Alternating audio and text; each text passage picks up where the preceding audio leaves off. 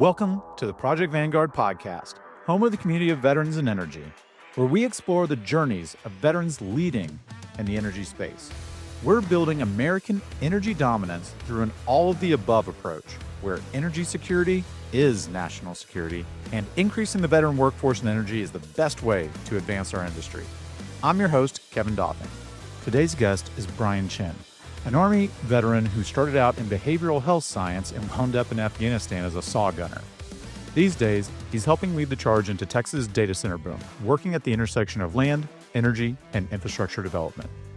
From getting turned away by oil and gas during a downturn to carving out a niche in renewables and now supporting billion-dollar data centers deals, Brian's path has been anything but traditional.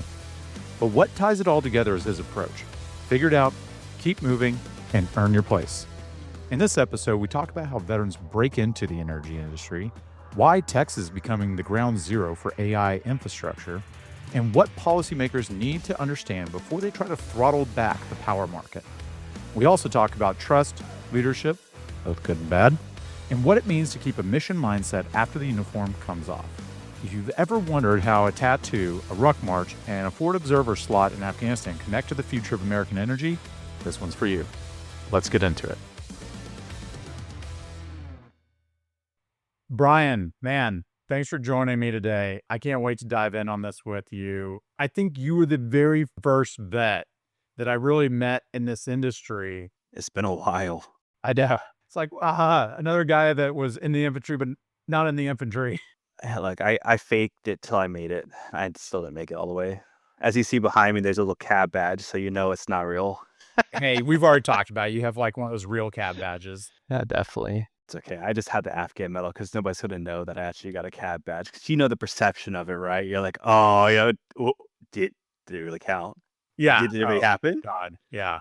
No. When that first came out, I was like, really? This is what we're doing? I mean, it's a participation award. Half those awards back there are participation. Oh, yeah. I mean, now you're talking about my Bronze Star. I mean, like, how many deployments did you do? How many Bronze Stars did you get as an officer? True. But then fast forward, and now you're sitting here helping with data centers. Yeah. After you've done all this stuff in renewables. I mean, what are you seeing right now in the Texas market around data centers? Texas is one of the best places to do business in the country. It's becoming a realization of a lot of these data center developers that's a great place to set up. The ERCOT market, especially the power pricing market. Why Texas? I mean, just ease of doing business here. Yeah. We don't have a lot of the same barriers of entry that other states that, Virginia, California, stuff like that, West Coast has. The power market here is quite dynamic, and so they can take advantage of those as well. And, with some of the big fiber lines that are through Texas and the ability to kind of link them up and use kind of cheaper real estate to access that, especially for where on the AI side is really pushed them here. Give it about another 6 to 8 months and you're really going to start seeing some news come in that's going to blow your mind about what's actually happening here.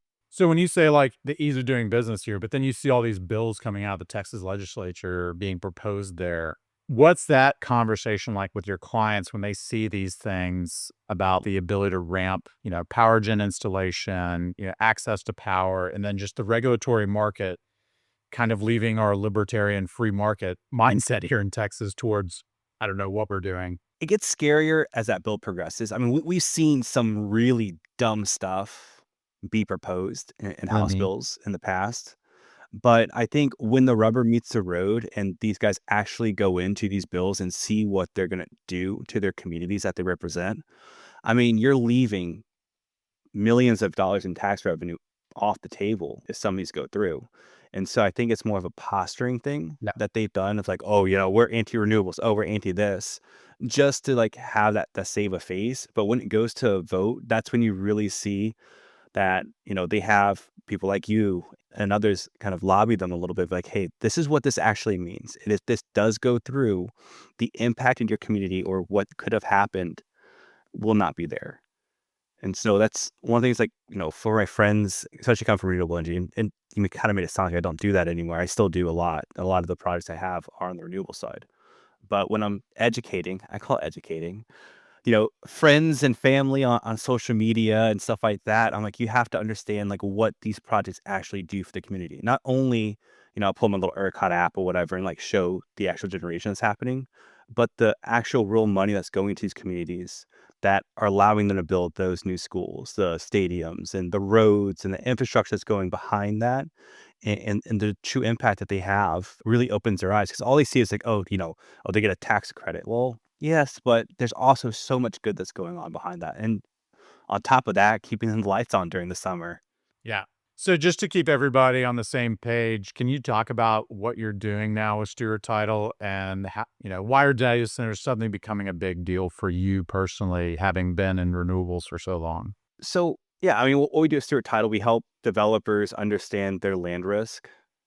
Early stage, whenever they're getting site control, we'll run title for them. In Texas, we get to go back to patents. So basically, from the inception of time or when that land was first deeded over. South Texas, it gets really fun because we go back to the Spanish occupation of Texas. So there's a lot of stuff in Spanish. And, we get to move that forward to present. So we get to understand the history of the land, what has happened, the change of ownership. From that, we work with their law firms or lenders, and we offer, throughout the process, we offer an insurance package that kind of insures or protects the lender's money, especially whenever you get into these hundreds of millions to billions of dollars. They don't want to have that purely at risk from a land perspective. And so that's what we offer. We offer an insurance package to it. And, with the big push of data centers, or the flip for me is I really saw them kind of come up. I had a project land on my lap that was co-located on a wind farm up in Northwest Texas. And I was like, dude, this is huge. One, looking at it selfishly a little bit, these renewable projects take, God, sometimes 5 years from beginning. Right. Thousands of acres of land is a process for a few $100 million project. Whereas I get a data center project that's 100 acres, that's $3.6 billion and moves really, really quick. Well, that's a value, not just to me and what I do, but also to my company. And so that was kind of the approach that I took at it. I looked around. Nobody else wanted to really play in that space within my team.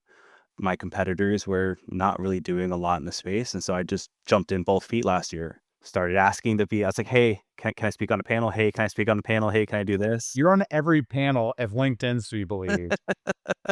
I mean, there's a desire for it because there wasn't quite a knowledge in this space from the developer side. A lot of law firms were involved and they're the ones who kind of did it, which is great. We partner with a lot of law firms across the country and they know what they're doing. But, having that access to the developers to educate them, to tell them what we do, it's been well received. Last year I spoke on 6 panels. I've already spoken on 2 this year. What about that first project where it was co-load with the wind project? Was it just buying up all the power that the wind could do? Did they just have some kind of PPA partially? What'd that look like? I don't know. I'm not going to say that I know. I know that there was part of it that was structured that way. I wasn't in that side of the deal, unfortunately, so I can't really speak to how they structured it. I do know that they go out and they purchase power as well. But, the reason behind that, one, they look at it, they have to have a big substation. It's a huge power grab for them. I mean, talk about 100 to 600 megawatts of power. So that a wind farm is already invested in that substation. The lines are already upgraded for them. Right. It kind of makes sense as long as there's a good fiber line somewhere near it for them to tie in. It really makes sense for these developers to start looking at this. This is a little bit of that low-hanging fruit for them, which is quickly evaporating.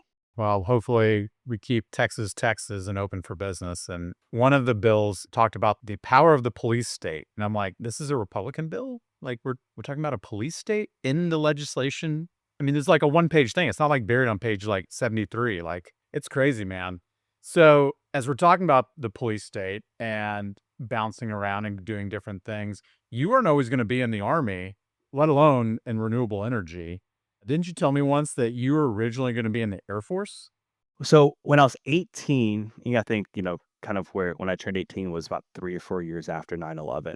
And so, the military is always something I kind of wanted to do. I went to the Navy recruiter's office and be like, hey, look, I don't even know why. Honestly, I don't even know the thought process behind it. I just thought they had really cool uniforms because they had like a bunch of them. And, Yeah, this is on brand for people's decision-making criteria. not going to lie, I'm quite a fashionable guy, I guess. And so it spoke to me a little bit. And so, I talked to the Navy guys, was about to take the ASVAB. I told my parents, being half Chinese, parental approval and stuff like that is very big. And my dad just looked at me and goes, I don't think it's right for you. And that goes back to my grandfather. And, we kind of talked about my grandfather served in the Taiwanese or the Freedom Army in China against the communists and Japanese. And, his story is quite powerful. Whenever he was a kid, he kind of was conscripted into that, went up the ranks And through he it. came a long way. A very long way. I mean, he fought, he and his friend, they had battle buddies, right? We had battle buddies. Their battle buddies, they shared a rifle and 6 rounds of ammo. Oh my God. Because that's all they had. And, trudged through China to fight against the communists and Japanese. He was an officer at that time, fled China with Chiang Kai-shek, went to Taiwan and built a phenomenal military career. From that, he was the first kind of chief of staff for their surface-to-air missile systems. Mm-hmm. So he set that up from the ground up to provide the air defense system for Taiwan. Ambassador, technically a spy, Quote unquote. Unfortunately, he's passed away, so I think the statute of limitations up for that. But, he worked in several countries for them. But he was adamantly against my dad being in the military and my uncle, and honestly shipped them away from Taiwan whenever they were 17. Well, my dad did. My uncle still joined, which was a sore subject. But shipped my dad away at 17 to Georgia, where he met my mom, to avoid military service. And so that was ingrained in him. My kids aren't going to fight that war because of what my grandfather went through. I said, hey, I want to join the Navy. My dad goes, no. Went to community college for about a year and a half and really realized that it wasn't for me. Yeah. And had the conversation with my dad again. He goes, just don't go to the Navy. And I was like, okay, I'll go to the Air Force, you and right? your dad are on the same page, man. I mean, look, I told him the other day, not the other day. I was like, you know what? One of the best advice he ever gave me is not to go to the Navy. Went to the Air Force recruiter, said, hey, dude, this is what I want to do. I just want to join the Air Force. Took the ASVAB, passed everything. Had a job as a crew chief, which is a pretty sweet gig from what I've heard now after the fact. Had a National Guard recruiter come up to me. It's like, you want to go to school, right? And I was like, yeah, that's what I'm joining. He's like, well, the National Guard has all these cool things and programs, which they did. In fact, he wasn't fully lying to me and gave me a job as behavioral health because I always liked psychology and that aspect of it. And it gave me a bunch of college credits. So that's what I originally joined the Army in. And that's going to make you a ton of money later, right? Yeah, definitely. That's a story for another day. But yeah, so joined the Army as a behavioral health specialist. Did basic training at Fort Sill in Oklahoma. Yep. But how do you end up in Afghanistan? Like, as a saw gunner, when you're a behavioral therapist? Like, halfway through MOS school, I realized, dude, this is lame. I don't want to sit behind the desk. Like, there has to be something. And it was really funny because Ranger Battalion came to our MOS school because they were looking at, they needed behavioral health techs in Ranger Bat because first off, a Ranger's not going to talk to anybody who's not a Ranger and blah, blah, blah, right? And so like, hey guys, like they picked like 8 of us out. And like, you look like stud, you look like stud, you look like stud. Come take a RFP with us. Yeah. And I was like, what's an RFP? Like, 5-mile run. I was like, ooh, I don't know about that. But we did it and got it. But I decided not to go on that path. I had 2 friends that did. And, they had awesome military careers from there. Just didn't want to be a Ranger. So yeah, after I got out, the cool part about the National Guard is you're not really stuck. You can kind of move around. And there was an airborne infantry unit out of Austin, the 143rd, gearing up for deployment. And they put kind of a call out across across state of Texas saying, hey, look, we need people to come in and help fill ranks. And I was like, oh, me, I want to go. And like, you're not a medic, so we're not going to take you. And so 2 months later, they came back around. I was like, do you still want to go? And I was like, of course I do. Like, yeah, we'll take you. And so I got drug into that, which is really cool. Honestly, that had to be one of the best experiences of my life. Yeah. One, not only was, that was cool. And I kind of like, I acted like an infantry guy. And I was a forward observer. Loose quotation marks on that is what they slotted me as an assault gunner. But in all actuality, in my career as a behavioral health specialist in the military, that set me up beyond anything else. Because one, the guys in my platoon trusted me. And so whenever there was stuff that did happen in Afghanistan, they came to talk to me. My platoon sergeant, first off, thought I was, they tried to get rid of me, okay? And I'm not going to lie, they got really close a few times of getting rid of me because whenever I came in, they asked me what my MOS was. And I told them, and they're like, we don't want a head case here and all this other stuff. Yeah.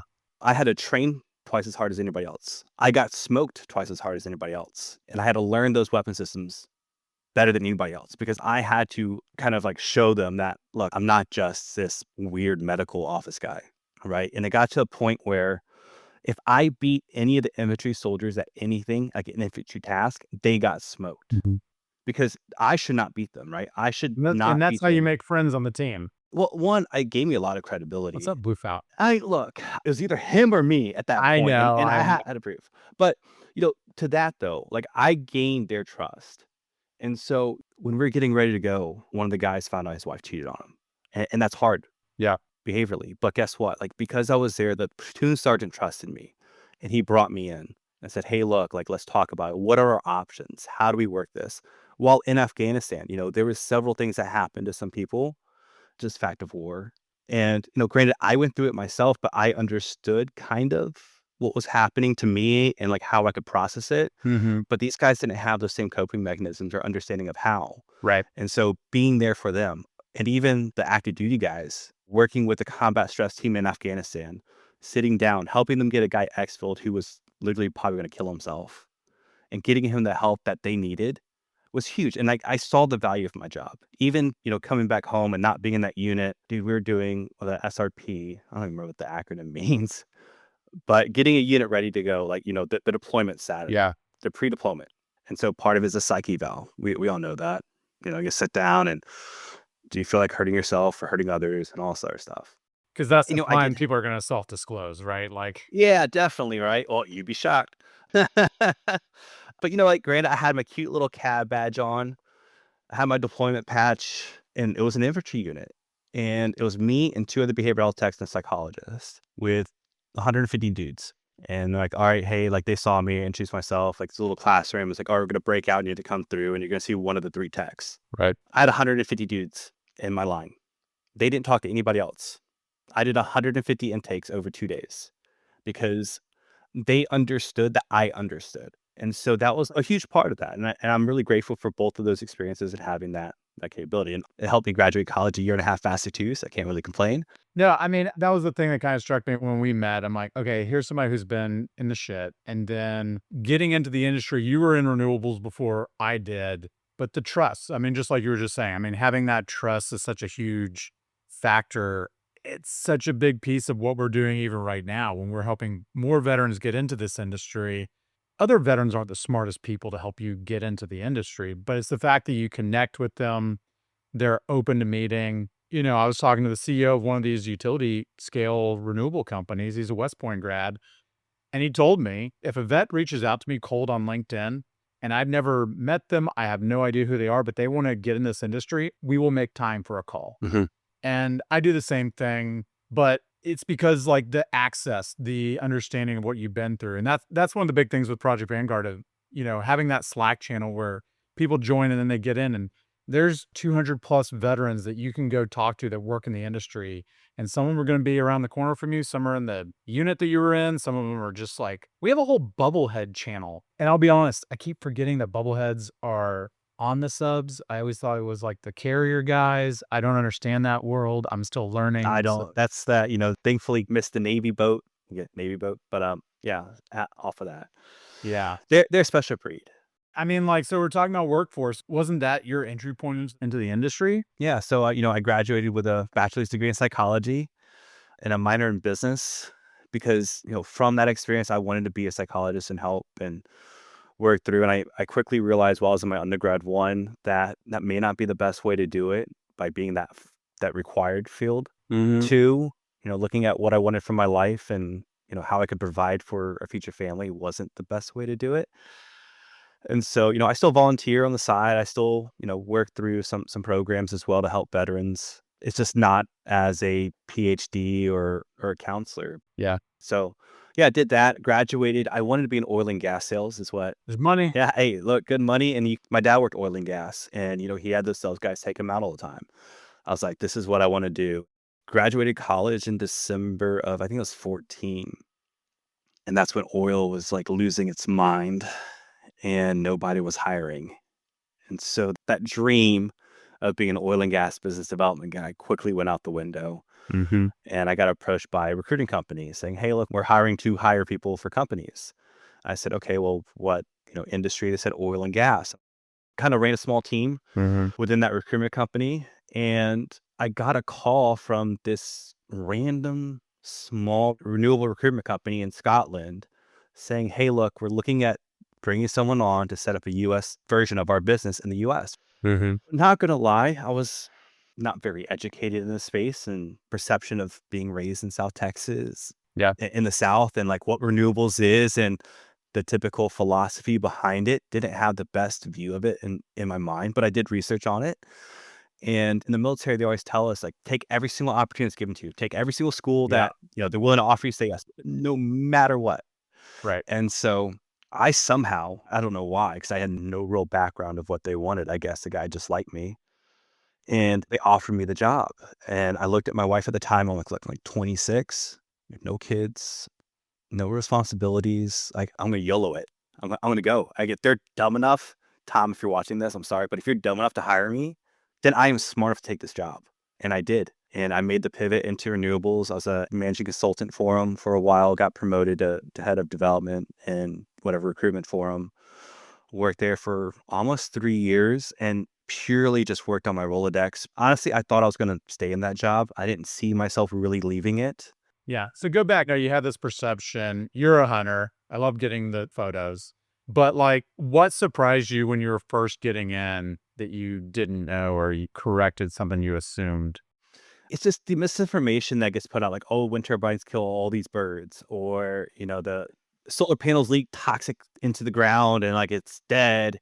And then you actually get into this industry and you see, like, well, honestly, I don't know how political we can get, but I think Trump's buildings kill more birds than wind turbines across the country. Buildings do. Like, birds hit all the time. I had a bird hit my window here, died 2 days ago.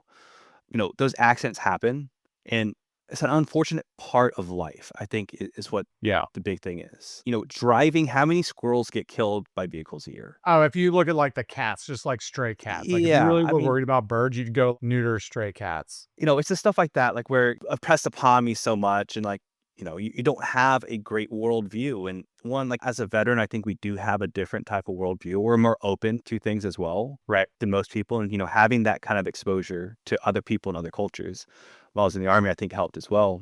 But it's really learning Well, about I've it. just always found like the vets in the industry, like vets are in general just more pragmatic, right? More libertarian, whatever, right of center. But I mean, like, this is just a infrastructure industry. I hate how it got painted with the whole net zero thing. I mean, like, that's fine, but I mean, it's keeping the lights on. It's dirty guys in the field turning wrenches. Like, it's great. It's, like blue collar glamorous, but I think people who didn't work in the industry are the, tree huggers that had like a different, like, this is the thing for my thing. And I'm just like, whatever. The technology is awesome. This is so much more efficient. There's no marginal fuel cost. We're not tied out to all the things that you and I had to go fight over. I wasn't fighting for the people above the ground in Iraq. We were fighting to secure the stuff that was below the ground. And it just leads to more stability when you can just generate your power in whatever place you're at. Yeah. And I think, my biggest argument, not argument, I'm not argumentative at all. No. Um, to people is like, one, look, I'll be straight and honest, and like, I might lose some renewable credibility behind this, but like, I'm not for the Green New Deal. I don't think that's the best approach. I think that the approach is, like you said, how can we generate the most electricity? How can we help become that energy independent that we need to be? How can we prevent a war that's based off of access to a resource Yep. whenever we don't really need that resource anymore? I'm not saying it's going to replace fossil fuels. There's a spot, especially with this data center boom talked earlier, we have to have power. What was the ERCOT last year's max peak load was 87 gigawatts. In 2030, something looking at 213 gigawatts Yeah. as a peak load. How are you going to get there? There's not enough natural gas turbines out there. Those are back ordered. To 2030. We have to have a holistic approach to power for us to continue moving forward. And this is a great avenue to do it. There's so much momentum behind it outside of whatever political party they're behind.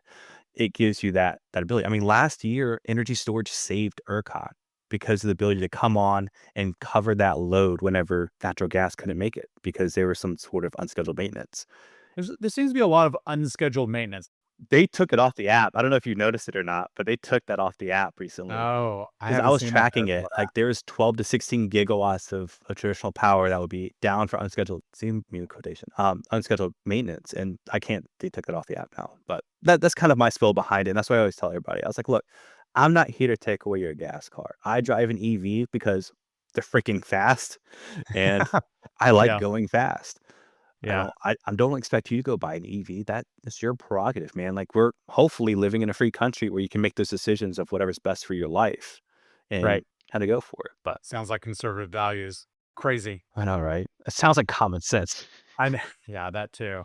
No, I don't have the hearts and minds conversation. I have the dollars and cents. Like, look at where investor trends are. Look at what the technology S curve is. Look at consumer preferences. Look at what can be installed fast enough to match the construction schedule of a data center, right? There's only two technologies. And if we're going to talk about, our energy security, don't forget about our water security. And there's only two types of power generation that don't consume water to make electrons. And it's wind and solar. Everything else is about heating up water to make steam to turn turbine.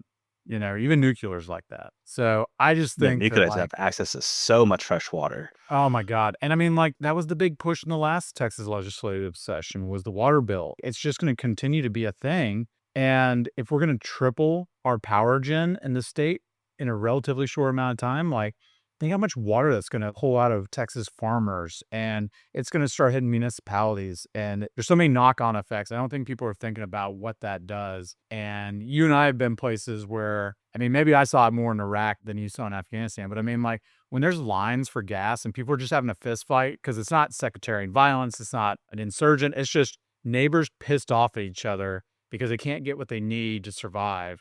I saw it in Houston, after one During of the the hurricanes. hurricanes? Yeah, there's stuff that I've seen people fight overseas that you just take for granted here. Yep. But yeah, we have fist fights all the time for gas after a hurricane or something like that because people don't know. Right. I think this whole thing is like an energy scarcity mindset of only one technology can win or one industry segment. It's all energy and we need it all. Let's just go. Whatever kind of shakes out in the market, great. Let's just do that and let's prioritize meeting the moment. Yeah.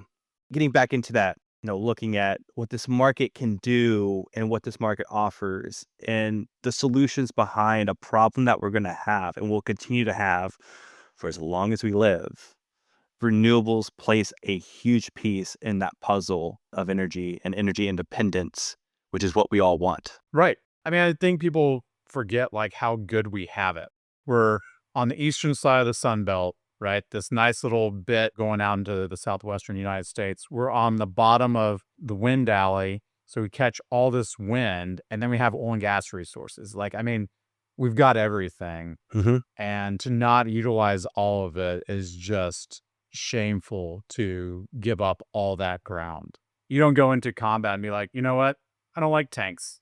So we're not going to use tanks. You know what? That mountain, it's really high to get up. Yeah. I don't know if we need to have high ground. Yeah. I'd rather go through the valley. Oh my God. Instead of hold the L shape, for the L shape ambush. Let's drop the L off.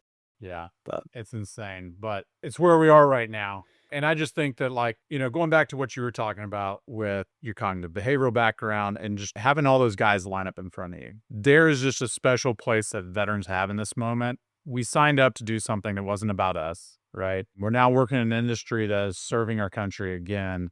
And I think that we have a great opportunity, which is why we want to do this podcast, of just getting these stories and messages out. Because I think for a lot of people, they've heard maybe a leftist bent on the industry and it doesn't paint a full picture. And I really hope that people hear this and maybe the things that they've heard before but didn't believe, they hear for the first time, or they just understand this is about dollars and cents. This is about putting people to work. This industry already has 10% military veteran representation. We want to double that. That's our mission. And we want to, take the folks that are working this industry and help them have their voices heard. Yeah, I think that's super important to note. I think it gives that purpose again. That's something that we had. You may not have realized it while we were in the purpose that we had, waking up at 5 o'clock in the morning and doing a freaking rut march out to nowhere for no reason. You're talking about rucking for no, God, sorry, I'm going to go on a tangent. Before we went to Afghanistan, we We're supposed to leave. It's not OPSEC anymore. It's already happened, right? Just post it in Signal. It'll be good. Yeah. And we got pushed back 3 days. And so we actually had 8-hour liberties. They gave us an 8-hour liberty because 3-day push. Oh, the only rule was don't get arrested and don't get tattooed. Didn't get arrested. A few of us got tattoos. There you go. And like our platoon sergeant, this dude, Sergeant Rudolph, he was a Desert Storm vet. Like he was an old crusty guy, but he was smart. He may not have looked it. He may say it's a stuff really funny and weird and is different, but this dude was freaking a wizard. Like we call him Silver Fox, but this man was a wizard. I thought we did a fantastic job hiding because it was like, it's this tattoo we had right here. Mm-hmm. And we all like 5 of us got it. Like we were really good hiding it. Like there's no way this man would have known. Zero. None of us ratted. We're all in the same vehicle. We all got the tattoo. No way ratted. He comes out. We all get back. We had fogo de chao, so we're just like in a food coma. And he comes through the barracks. He goes, "Hey guys, you know what I was thinking? I think it'd be really fun for us to go do an 8-mile ruck march tomorrow morning. And just to make sure that we're ready to go. Like we're just gonna do 8 miles, just for fun. It's gonna be a fun ruck. You go as fast as you want. You can run it. As like only minimum requirement, 65-pound ruck. That's all I got. You can do whatever you want with it." That's it. And we're like, dude, we just got these tattoos on our arm. This is not going to be good. Yeah, you're gonna chafe that off. Yeah, I mean, it's cool because there's like character on the tattoo that I always live with the rest of my life. But yeah, I mean, that 8 miles, like the ruck didn't suck. March didn't suck. It's just that rubbing right there. That was not fun. But, just doing stuff like that, what's the purpose of that? I have no idea. But, we had a sense of purpose. We had a mission. Every single day, whenever we were in Afghanistan or whatever you did, like you had a mission set. You had something to do. We went in. This industry gives those people that same thing, right? Like we have that mission set again. We have kind of this is our goal. Our goal is not to be the Green New Deal, to be zero carbon or anything like that. The goal is that whenever I turn on and off the lights, living in Texas, my AC comes on when it's 105 degrees outside. God forbid that, we don't have the ability to do that. That's my goal. For the data center side, my goal is that, we can use the technology that we have, that I can FaceTime my daughter whenever I'm not here, Right. And having that access and having all these awesome pictures, because I have 23,000 pictures. I guarantee you most of them of her now that are stored somewhere secure, that if I lose my phone, I don't lose those pictures. Growing up, we didn't have that. One, we had digital cameras, if that, or like a film camera that we had to go get developed. And, when you had the cell phones, if you lost your phone, all that stuff was gone. All of it was. Yeah. And not anymore. I posted our combat photos and stuff to MySpace when we were deployed, and OPSEC. all gone. Well, not just the stuff that got us care packages, because like, Oh yeah, like flexing out in the desert and yeah, definitely. yeah, nothing. Saying, yeah, man, we're it's not hot out here. I mean, we were living in an old agricultural college that we had taken over, and we had third-party contractors from Africa doing like food service. Our entire ops. Oh, was you're so you're porous. living the hard life, man. Yeah, We were out in the third city. party I mean, it wasn't contractors bad. out there. Come on. I mean, if you had to go flex out to the hotel or the stadium and you lived out there, then like you're on MREs, or like you truck in chow every couple of days or once a day if you had the trucks were running. So I mean, it wasn't bad. I mean, but Ramadi was an interesting. Oh, yeah, I mean, that Well, area itself, definitely. It was kind of funny. I mean, when we got in Afghanistan, man, it was right when the whole Quran burning happened in Bagram. Do you remember Not a that? good day. Not a good day. It was super hostile. When it got to our fob, like we were limited to 1 liter of water a day. The thing is, like, we're good old Texas boys, man. Like we're 100 Mhm. feet above sea level. That's high for us. Yeah. And we're up in the mountains at 7,600 feet elevation. And we had 1 liter of water a day. And they weren't coming out, sucking out the toilets. And we didn't get chow. But yeah, no, that was, it's an experience. It was fun. It teaches you There's the real advertisement to join the army right there. hey, look, it was cool. I suckered some care package out of that one. I had people ship me Mountain Dew. I was like, give me this Mountain Dew. Yeah. Yeah. No, I get it.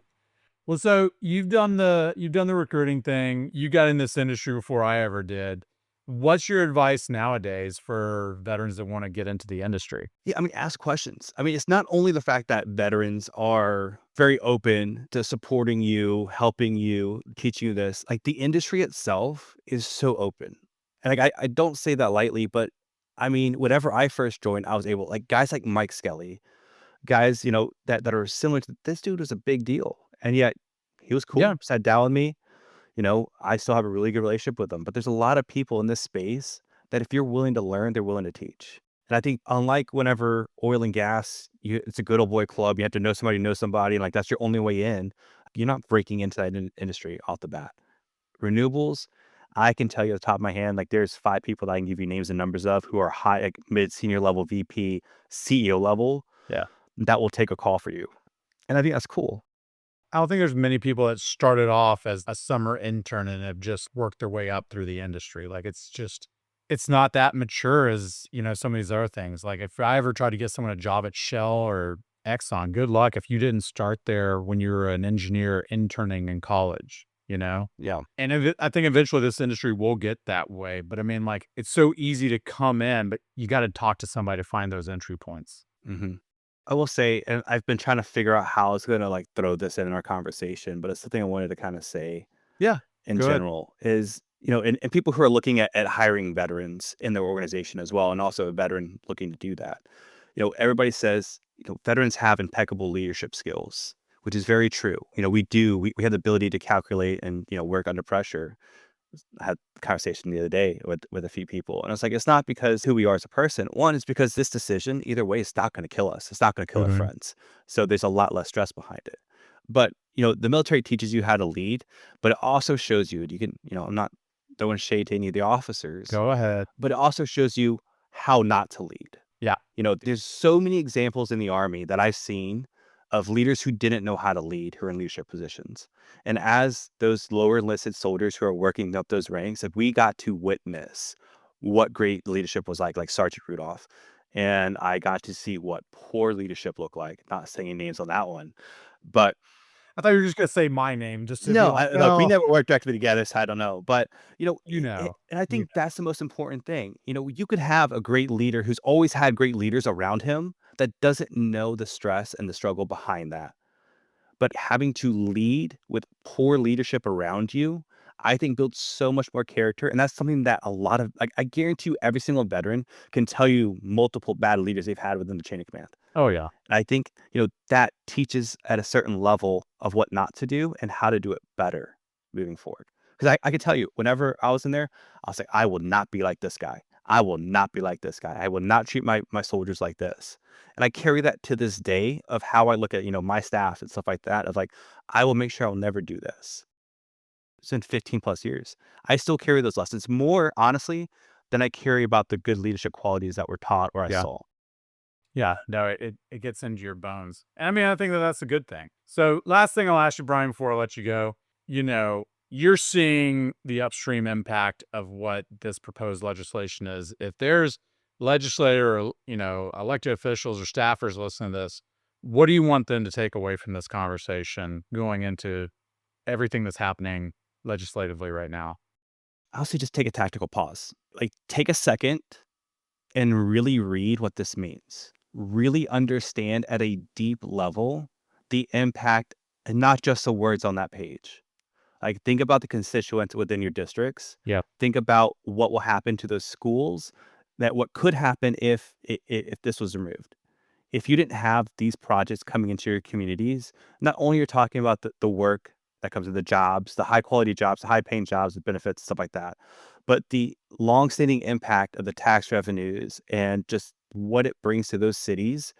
Let's forecast that out by 5 and 10 years. What does this actually do? If we cancel these projects, what is the dollar amount, back to dollar cents, that will affect my region, my area, my constituents?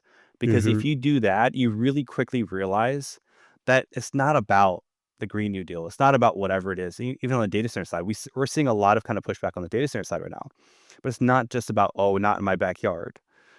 There's always pros and cons in life. And either way that you take it, you're going to have negative effects. Straight up honest with you. Yeah. I mean, wind turbines aren't the quietest things out there. I get it. I mean, I think solar farms are really awesome looking. But, some people don't. Data centers, they get a little bit loud. They're not the prettiest things to look at. But there's a little bit of that side of it, but also look at the benefit. Look at the economic benefits that are going to happen in your communities and for your people. Because if you really take that into consideration, I think it's a no-brainer on somebody's bills to either kill it or pass it. Yeah. Because look, do that 5 and 10-year forecast. Just do it. And if you can tell me with a straight face, look, Brian, it ain't worth it. Okay. But you did your due diligence. I can't fault you for that. Right. But if you're just off of face value, wind is bad, cold is good, or whatever that may be, okay, like that's just grandstanding. You really don't know what's going on. I think that's right, man. Well, listen, we've taken up a lot of your time today. You're a busy guy. Thanks for making the time. Yeah.